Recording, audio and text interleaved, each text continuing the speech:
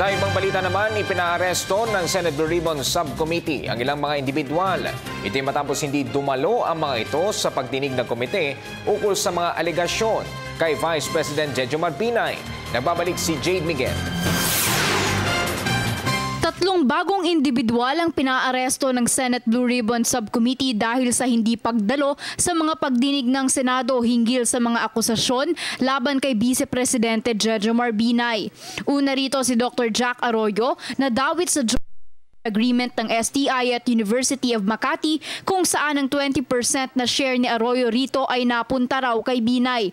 Pangalawa naman si Laureano Gregorio na may kinalaman sa Rosario, Batangas property na tinatawag nila na Hacienda Binay. Isa si Gregorio sa mga itinuturing na dummies umano ni Binay. Pangatlo naman sa pinaaresto si Margaret Lecnoc na asawa ni Jerry Limlingan. Isa rin umanong dummy na matagal nang nawawala at pinapahanap ng Senado upang tumestigo sa mga paratang kay Binay. Maliban sa mga nasabing pangalan, cited for contempt pa rin ang 8 pang individual na hindi pa rin nagpapakita sa pagdinig sa kabila ng paghain sa kanila ng arrest order ng Senado.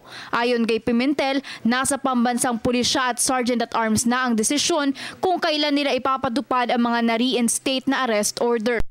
Ilang sa mga individual na patuloy pa ring pinaghahanap ng Senado ay ang 4 na miyembro ng pamilya Chong, mag-asawang James Tiu at Ann Lorraine Buencamino Tiu at ang dummies umano ni Binay na sina Jerry Limlingan at Ebeng Baloloy. Nilinaw naman ni Pimentel na maaari naman nilang tapusin ang serye ng pagdinig nila ukol kay Binay kahit hindi dumalo ang mga nasabing individual, ngunit nais lang daw nilang siguruhin na naipapatupad ang tamang proseso ng komite. We have to enforce the orders of arrest so that the integrity, the credibility, and the efficiency of the Senate Blue Ribbon Committee is maintained and preserved.